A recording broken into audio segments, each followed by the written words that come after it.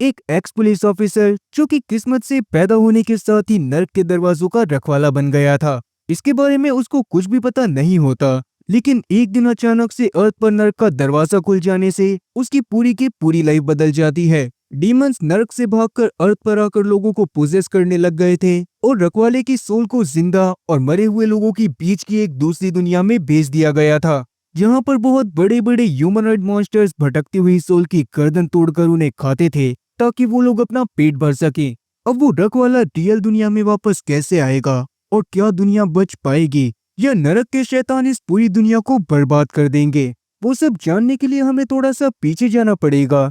जब मैक नाम का एक चोर गोली लगने के बाद पुलिस से बचने के लिए एक खाली गली में भाग रहा था। काफी ज्यादा थक जाने के बाद वो एक दीवार के सहारे टिक कर बैठ जाता है, जहाँ पर बैठने के बाद उससे लग रहा था कि शायद अब तो वो जिंदा बचेगा ही नहीं। तभी अचानक से उसके सामने एक रहस्यमय हुडेड आदमी आ जाता है, जिसने मैक के खून को अपनी सुपरनैचुरल एबिलिटीज की मदद से हवा में उड़ा दिया था। वो मैक को उन पुलिस वालों से बचाने के लिए भी तैयार था, पर बदले में वो चाहता था कि मैक उसकी गुलामी करे। मैक के पास भी अपनी जान बचाने का कोई और रास्ता नहीं होता, इसीलिए वो उसकी बात को मान जाता है और उसके अगले ही पल वो रहस्यमय आदमी अपनी ताकत की मदद से मैक के ऊपर एक स्पेल कास्ट करने लगता है। अब इसके थोड़ी देर बाद जब वहां पर वो पुलिस वाले भागते हुए आते हैं तो उस जगह पर मैक था ही नहीं। वहां मौजूद दीवार के ऊपर एक सुपरनैचुरल पोर्टल बना हुआ था, जिसको देखने के बाद वो पुलिस वाले भी काफी ज्यादा हैरान थे। वहीं ह्यूमंस और सोल्स की दुनिया के बीच में एक दूसरे वर्ल्ड में एक चैन नाम के मॉन्क को कुछ अजीब से विजन्स आते हैं, जिसमें वो काफी सारे डीमंस को ह्यूमंस को खाते हुए देखता है। उसी विजन्स के अंदर उसने जैक नाम के एक बंदे और साथ ही उसकी फैमिली को भी देखा था, जिनकी तरफ ही वो रहस्यमय हुडेड आदमी जा रहा था। उस रहस्यमय आदमी को देखने के बाद चैन काफी ज्यादा परेशान हो जाता है और साथ ही वो इस बात को भी समझ गया था कि जल्दी ही अर्थ के ऊपर एक बहुत ही बड़ा खतरा आने वाला है, जिसमें काफी सारे डीमंस अर्थ के ऊपर आ जाएंगे। यही सोचते हुए वो इस चीज को रोकने के लिए अर्थ की तरफ जाने लगता है और तब मोनेस्ट्री के एक मास्टर उससे उसके जाने का रीजन पूछते हैं। उस रहस्यमय आदमी का नाम असल में वेचिन था, जो कि चैन का ही पिता है। उसके इरादे बिल्कुल भी अच्छे नहीं थे, इसीलिए काफी साल पहले अपनी एक गलती की वजह से वो मारा गया था। पर क्योंकि अब वो वापस आ गया था और चैन ही अपनी एबिलिटीज से उसको रोक सकता था, इसीलिए चैन अर्थ की तरफ जाने लगता है। वहीं बैंकॉक के एयरपोर्ट पे जैक नाम का एक बंदा अपनी बीवी परांग और साथ ही अपनी बेटी लू के साथ लैंड करता है और वो लोग वहां पर समर वेकेशन मनाने के लिए आए हुए थे। थोड़ी देर होटल में आराम करने के बाद वो लोग आसपास की जगह घूमने के लिए निकल जाते हैं, जिस दौरान वो अगल बगल की चीजों को देखते हुए सीधा मार्केट एरिया में चले गए थे। वहां पर जाने के बाद जैक और साथ ही परांग का प्यार एक दूसरे के लिए उमड़ पड़ता है और थोड़ा सा प्यार बांटने के बाद जब वो लोग इधर उधर देखते हैं तो उन्हें पता चलता है कि उन दोनों ने अपनी बेटी को ही गुमा दिया था, जो देखने के बाद तो दोनों की जान हलक में आ गई थी और वो दोनों ही अपनी बेटी को परेशान होते हुए इधर उधर ढूंढने लगे थे। थोड़ी ही देर में जैक को पास के ही एक छोटे से ब्रिज पर लू किसी के साथ खेलती हुई नजर आती है और जब वो वहां पर जाता है तो उसे पता चलता है कि वहां पर चैन मौजूद था। परांग और जैक अपनी बेटी को देखने के बाद काफी ज्यादा खुश थे, इसीलिए वो चैन का सबसे पहले शुक्रिया करते हैं। तब चैन वहां पर कुछ अजीब सी बातें बोलता है, जो कि जैक के तो बिल्कुल भी पल्ले नहीं पड़ी थी। असल में चैन ने जैक से साफ साफ कहा था कि कभी न कभी तो उन लोगों को मिलना ही था। इवन वो इस बात को भी मेंशन करता है कि जैक किसी खास दरवाजे का गार्डियन है, पर जैक को तो उसकी ये बात भी समझ में नहीं आई थी, इसीलिए वो चैन से ज्यादा देर तक बात नहीं करता और चुपचाप वहां पर से अपनी फैमिली को लेकर निकल जाता है। खैर जैक अपनी फैमिली के साथ अब खाना खाने के लिए एक मॉल में चला गया था, जहां पर जाकर उन्होंने खाने का ऑर्डर दिया ही होता है कि तभी अचानक से उसी मॉल के अंदर मैक अपने हाथ में एक गन लेकर आ जाता है। उसने वहां आते ही लोगों के ऊपर अंधाधुंध फायर करना चालू कर दिया था, जिस दौरान काफी सारे लोग मारे गए थे। मॉल के अंदर तब बहुत खतरनाक भगदड़ मच गई थी। लोग अपनी जान बचाने के लिए इधर उधर भाग रहे थे और साथ ही जैक भी अपनी फैमिली को बचाने के लिए उन्हें होटल की तरफ जाने की सलाह देता है। और क्योंकि अभी कुछ सालों पहले तक वो अपने टाउन का शेरिफ हुआ करता था, इसीलिए वो लोगों की भलाई के लिए खुद जाकर मैक को रोकने का डिसाइड करता है। परांग शुरुआत में तो इसके लिए नहीं मान रही थी, पर बाद में मैक उसे जैसे तैसे लू के साथ वहां से भेज देता है और खुद मैक को रोकने के लिए चला जाता है। मैक ने अब तक काफी सारे गार्ड्स को भी जान से मार दिया था। उनमें से ही एक की पिस्टल जमीन पर पड़ी थी, जिसको जैक उठा लेता है और सीधा मैक के सामने जाकर उसको गन पॉइंट पर ले लेता है। पर मैक की बातों से तो ऐसा लग रहा था जैसे कि वो जैक को ही टारगेट करने के लिए वहां पर आया हो। उसे जैक के टाउन के बारे में, उसकी फैमिली के बारे में और उसके पास्ट के बारे में काफी सारी चीजें पता थी, और वही सारी चीजें बोलते हुए वो जैक के ऊपर फायर करने की कोशिश करता है। जैक उस समय पर जैसे तैसे अपनी जान बचाकर एक खंबे के पीछे छुप तो गया था, पर उसी खंबे के पीछे से वो अपने पास में बैठी एक लड़की को देखता है जो कि लगातार किसी को कॉल मिलाते हुए उसे सारी सिचुएशन के बारे में बताने की कोशिश कर रही थी। जैक तब उसको इशारे से शांत रहने की सलाह देता है, पर वो लड़की उसकी बात को नहीं सुनती और बाद में वो मैक के हाथों मारी जाती है। बाहर अब तक काफी सारे पुलिस वाले भी आ गए थे जो कि उस टेररिस्ट को रोकने के लिए अंदर जा रहे होते हैं, पर उस लड़की की मौत को देखने के बाद जैक को इतना ज्यादा गुस्सा आ गया था कि वो सीधा मैक के सामने जाकर उसको चेस्ट पर शूट कर देता है। पर मैक कहीं ना कहीं यही चीज चाहता था। उसने जानबूझकर जैक को उकसाया था ताकि जैक उसको शूट कर दे और वो वीचेन के कहने पर जिस रिचुअल को पूरा करने के लिए आया था वो रिचुअल पूरा हो जाए। उसको वीचेन ने पहले ही बताया था कि गार्डियन ऑफ द गेट अपनी फैमिली के साथ इसी जगह पर मौजूद है और जब भी मैक वहां पर तबाही मचाने की कोशिश करेगा तो गार्डियन ऑफ गेट्स उसको रोकने के लिए उसके सामने आ जाएगा। अब ये सारी बातें भी जैक के तो एकदम ऊपर से ही जा रही थी। तभी अचानक से मैक की बॉडी बुरी तरह से ग्लो करने लगती है और अगले ही पल मॉल और आसपास के एरिया में एक बहुत बड़ा ब्लास्ट होता है। उस ब्लास्ट की वजह से एक अजीब तरह का धुआं निकला था जिसकी वजह से लोग अजीब तरह से पोजेस होने लग गए थे। उस एक्सप्लोजन की वजह से मॉल के ऊपर काफी बड़ा इफेक्ट पड़ा था। अभी के लिए पराग जैसे तैसे लू को लेकर मॉल के पीछे वाले रास्ते से बाहर निकलती है तो उस समय पर उसकी नजर सबसे अजीब चीजों पर पड़ती है। बाहर के लोग एक दूसरे को बहुत ब्रूटली जान से मार रहे थे और उनमें से कोई भी इंसान अपने होश में नहीं लग रहा था। इसीलिए पराग डरते हुए लू को वापस से एक दूसरी दुकान के अंदर लेकर चली जाती है, पर वहां पर भी उसे कुछ अजीब सी आवाजें आ रही थी। फिर थोड़ा सा ध्यान से देखने पर उसे पता चलता है कि उस जगह पर भी एक औरत एक आदमी को बहुत बुरी तरह से जान से मार रही थी और इसके अगले पल ही वहां पर एक दूसरा आदमी आ गया था जो कि पराग के ऊपर अटैक करने की कोशिश कर रहा था। पर पराग किसी तरह से उस आदमी को मारती है और अपनी बेटी को लेकर वहां से भागने लगती है।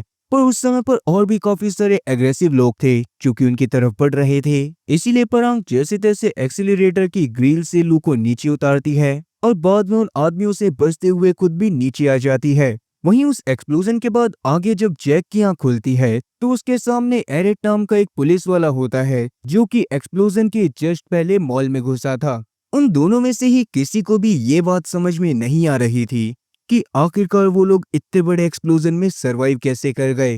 वो लोग सुपरमार्केट में मैक की डेड बॉडी को ढूंढने की कोशिश करते हैं, पर ना तो वहां पर मैक की डेड बॉडी थी और ना ही उसकी डेड बॉडी के निशान, जो देखने के बाद तो वो लोग और ज्यादा शॉक हो गए थे और उनको समझ में नहीं आ रहा था कि आखिरकार मैक वहां से गया तो गया कहाँ। तभी अचानक से उन दोनों को किसी की आवाज आती है और थोड़ा सा आगे जाने पर एरिक को अपने सामने एक लड़की नजर आती है। वो लड़की अपने हाथ में एक चाकू लेकर शांत खड़ी हुई थी, इसलिए एरिक तब उससे बात करने की कोशिश करता है, पर जैसे ही वो लड़की पलटती है तो एरिक के तो एकदम पसीने छूटने लगते हैं क्योंकि वो लड़की पोजेस्ड हो रखी थी। अगले ही पल उस लड़की ने एरिक के ऊपर अटैक करके उसको जान से मार दिया था और बाद में वो जैक की तरफ बढ़ने लगी थी।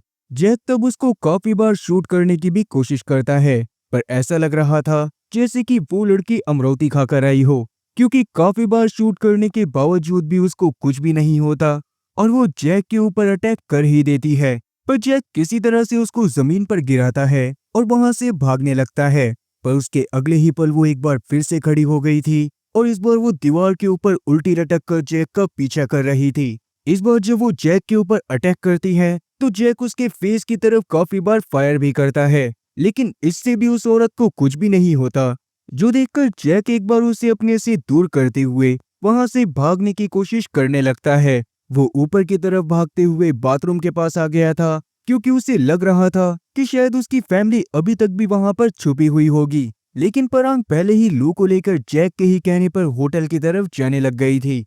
अभी के लिए जब वो दोनों रोड पर आते हैं तो वहां पर वो लोगों को और भी काफी ज्यादा ब्रूटली एक दूसरे को मारते हुए देखते हैं, जो देखने के बाद पराग काफी ज्यादा डर गई थी। इसीलिए वो लू को लेकर पास के कन्वीनियंट स्टोर में घुस जाती है और उसके गेट को अंदर से बंद कर लेती है। उस समय पर उसका फोन नहीं चल रहा था, इसीलिए वो स्टोर के फोन से अपनी माँ को कॉल करके उनके हालात पूछने की कोशिश करती है।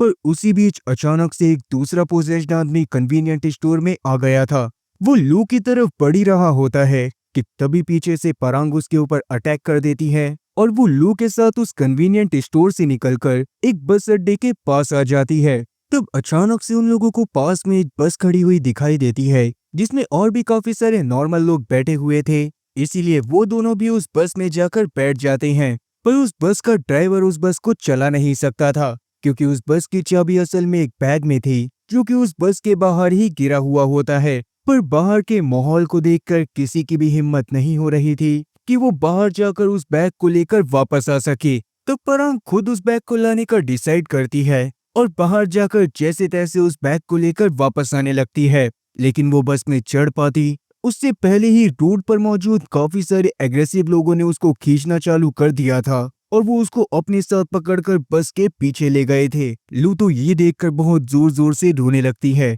पर उतने में ही बस में मौजूद एक आदमी नीचे उतरकर उन सभी लोगों से लड़ाई करता है जिससे पराग को वहां से भागने का टाइम मिल गया था। तब वो तो बस में वापस से आ जाती है पर उन एग्रेसिव लोगों ने उस दूसरे आदमी को जान से मार दिया था जो देखने के बाद पराग और साथी लू बहुत बुरी तरह से रोने लग गए थे।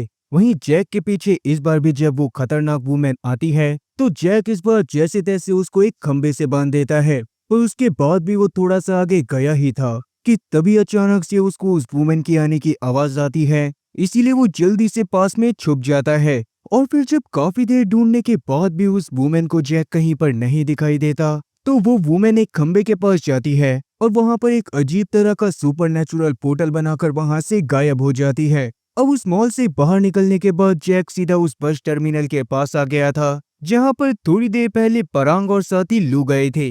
पर जहां पर वो होता है वहां पर कोई भी इंसान मौजूद ही नहीं था। मतलब कि ऐसा लग रहा था जैसे कि वो किसी और ही डायमेंशन में हो। और अगर थोड़ा सा ध्यान से देखा भी जाए तो जैक के आसपास का माहौल थोड़ा सा डार्क था जबकि पराग और साथी लू के आसपास का माहौल थोड़ा सा लाइट था। तभी अचानक से उसके सामने एक बहुत ही बड़ा सा ह्यूमनॉइड बीइंग आ जाता है जो कि किसी बहुत बड़े मॉन्स्टर की तरह लग रहा था।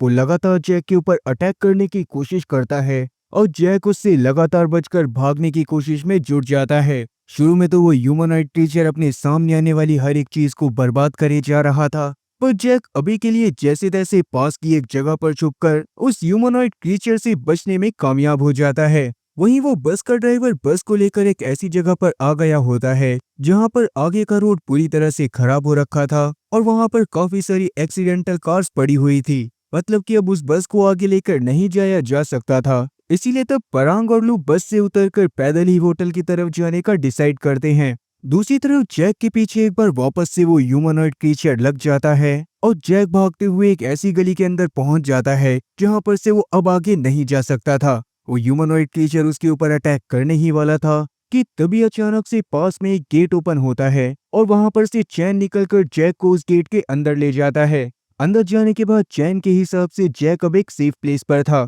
जैक को तो कुछ भी समझ में नहीं आ रहा होता पर चैन उसको समझाता है कि अगर उसको अपनी फैमिली के पास वापस जाना है तो उसे चैन को फॉलो करना पड़ेगा। असल में चैन जैक को अपने साथ अपने रूम में लेकर आ गया था जो कि ऑब्स्टिकल नाम की एक दूसरी रियलिटी के अंदर मौजूद है। उसको ऑब्स्टिकल इसी वजह से बोला जाता था क्योंकि वो इंसानों और मरे हुए लोगों की दुनिया के बीच की जगह है। मरने के बाद जो भी इंसान आफ्टर लाइफ में जाने के लिए रास्ता भटक जाता था वो लोग इस ऑब्स्टिकल वाले डायमेंशन में आ जाते थे। साथ ही चैन वहां पर यह बात भी क्लियर करता है कि जेक असल में हेल के गेट का गार्डियन है और इसी वजह से जैसे ही उसने मैक को गोली मारी तो मैक का रिचुअल पूरा हो गया और उसी रिचुअल की वजह से हेल का दरवाजा ओपन हो गया। इसी वजह से हेल के सारे डीमन अर्थ पर आकर वीक लोगों को पोजेस करने लग गए थे और यही रीजन भी था कि क्यों शहर में सारे के सारे लोग एक दूसरे को जान से मारने के पीछे पड़े हुए थे। अभी के लिए हेल का दरवाजा पूरी तरह से नहीं खुला था पर एक बार वो पूरी तरह से खुल जाता तो चैन के पिता वी चैन पूरी तरह से पावरफुल बन जाते। इसीलिए हेल के दरवाजे को पूरी तरह से खुलने से पहले उन्हें किसी भी हालत में उसको बंद करना पड़ेगा जो काम गेट का गार्डियन होने की वजह से जैक ही कर सकता था। जैक को तो अभी ये बात भी समझ नहीं आ रही थी कि आखिरकार उसको ही नर्क के दरवाजों का रखवाला क्यों बनाया गया। तब चैन उसको बताता है कि असल में जब जैक पैदा हुआ था तो उस समय उसकी माँ की डेथ हो गई थी पर जिस रात वो पैदा हुआ था वो रात ब्लड मून की थी, और क्योंकि उसके बाद से ही जैक अपनी माँ के मर जाने का दोष खुद को ही देता हुआ आ रहा है, इसीलिए उसको नर्क के दरवाजे का रखवाला बनाया गया था। क्योंकि नर्क के दरवाजे का रखवाला किसी ऐसे ही इंसान को बनाया जा सकता था जो कि ब्लड मून की रात को पैदा हुआ हो और उसके मन में हमेशा के लिए किसी एक इंसिडेंट का दुख बसा हुआ हो। अब बेशक से ये उसकी किस्मत थी, पर जेक अपनी किस्मत को एक्सेप्ट नहीं करना चाहता था और अभी बस किसी भी हालत में अपनी फैमिली के पास लौटना चाहता था। इसीलिए वो चैन से बाहर जाने का रास्ता पूछता है, पर चैन उसकी फैमिली को सेव करने में उसकी मदद सिर्फ तभी करने वाला था जब जैक भी उसकी मदद नर्क के दरवाजों को बंद करने में करे।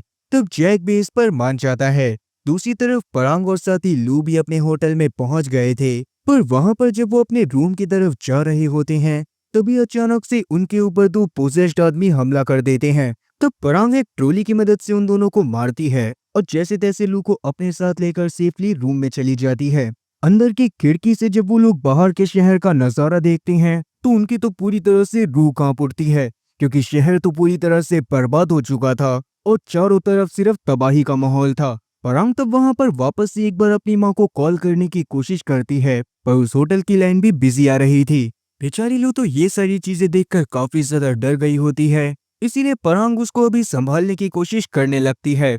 दूसरी तरफ अब तक जैक और साथी चैन भी हेल के डोर की तरफ निकल चुके थे।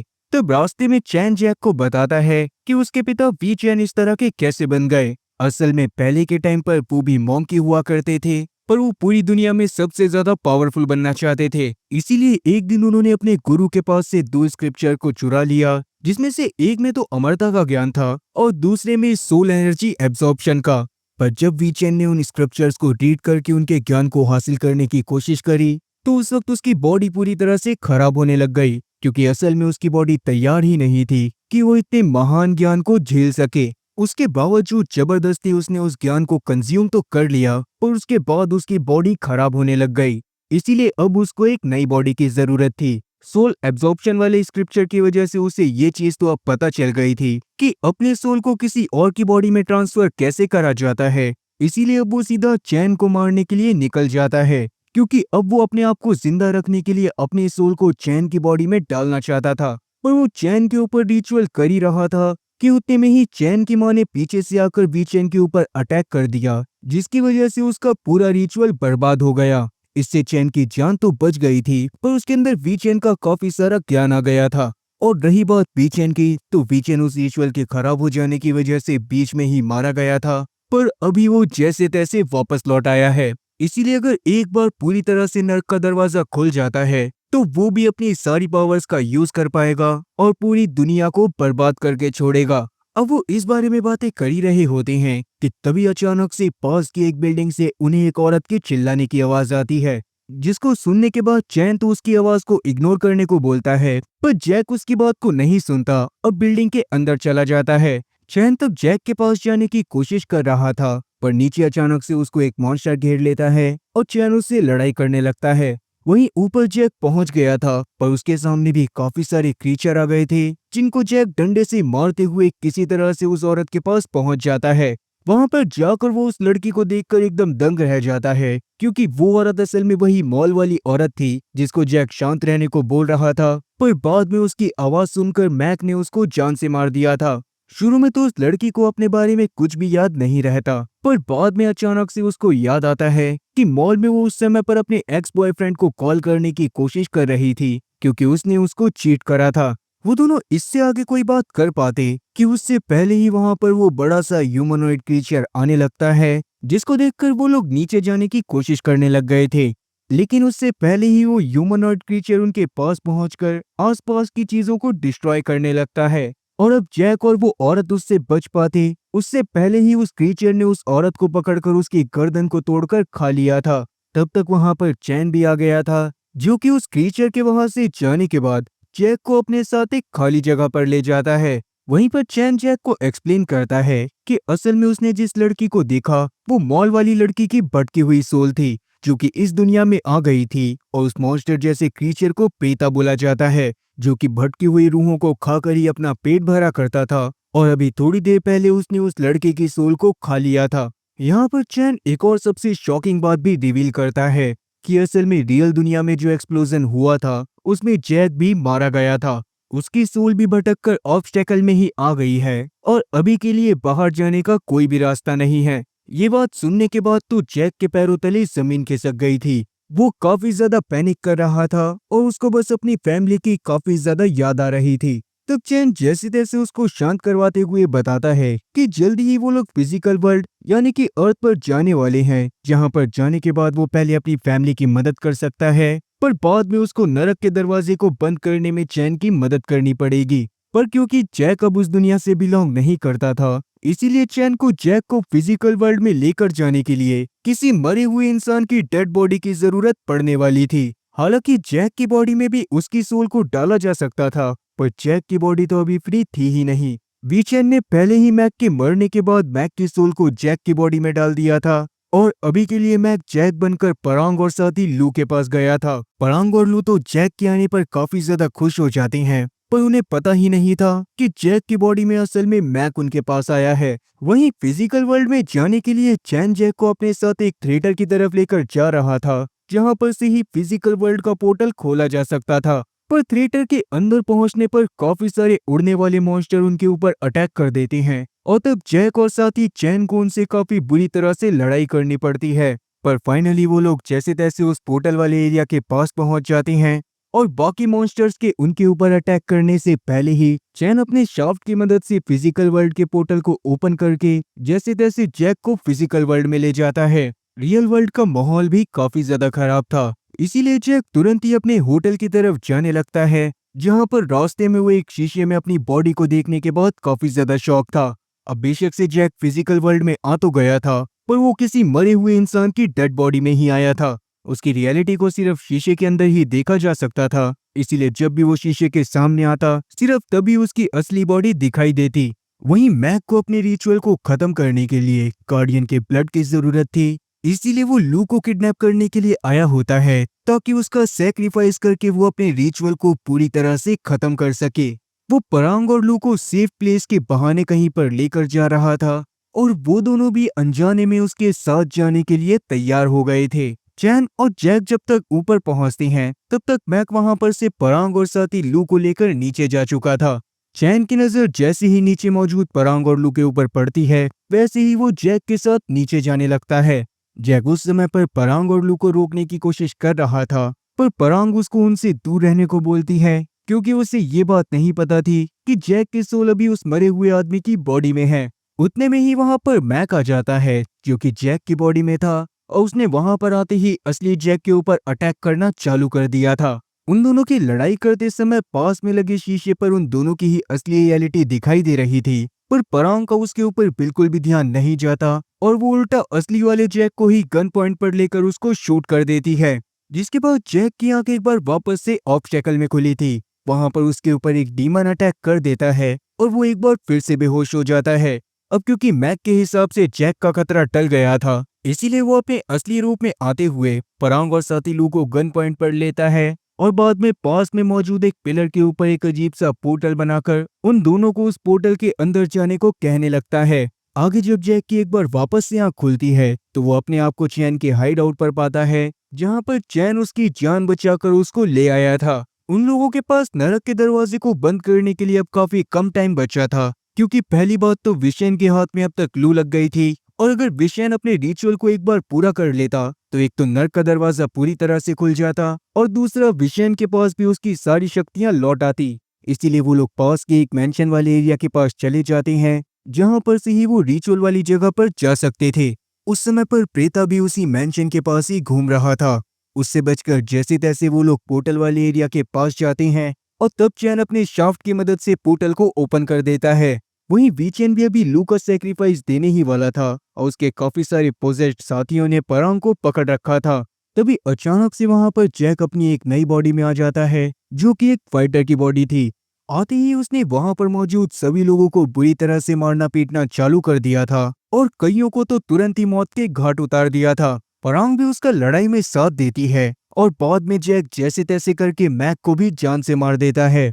मैक के मरने के बाद उसकी सोल ऑब्स्टेकल में चली गई थी जहाँ पर प्रेता ने उसके पास आकर उसकी सोल को 2 हिस्सों में तोड़ दिया था। वहीं वीचेन के पास में चैन आ गया था, जो कि जैसे तैसे उसको अपनी बातों में उलझाता है और उतने में ही जैक पीछे से अपने नाइफ से उसके ऊपर अटैक करके उसकी भी जान ले लेता है। और जैक को अपने परिवार को अलविदा कहना पड़ता, क्योंकि नर्क के दरवाजे को बंद करने के लिए उसे नर्क के पोर्टल के अंदर जाना पड़ता, जिसमें अंदर जाने के बाद वापसी का कोई रास्ता नहीं था। जैक तब आखिरी बार अपने परिवार वालों से मिलने के बाद उस नरक के दरवाजे के पोर्टल के अंदर चला जाता है और अंदर जाकर अपना सैक्रिफाइस देकर उस दरवाजे को बंद कर देता है। वहीं परांग भी अपनी माँ के पास चली गई थी और आगे वो उनके साथ ही रहने वाली थी। चैंग भी अब तक अपनी मोनेस्ट्री में लौट चुका था और धीरे धीरे नर्क के सारे डीमन नर्क में वापस जाने लग गए थे। पर इस इंसिडेंट के कुछ दिनों बाद हमको एक औरत को दिखाया जाता है, जो कि उस नर्क के दरवाजे के पोर्टल के पास आकर उसको एक बार वापस से खोल देती है।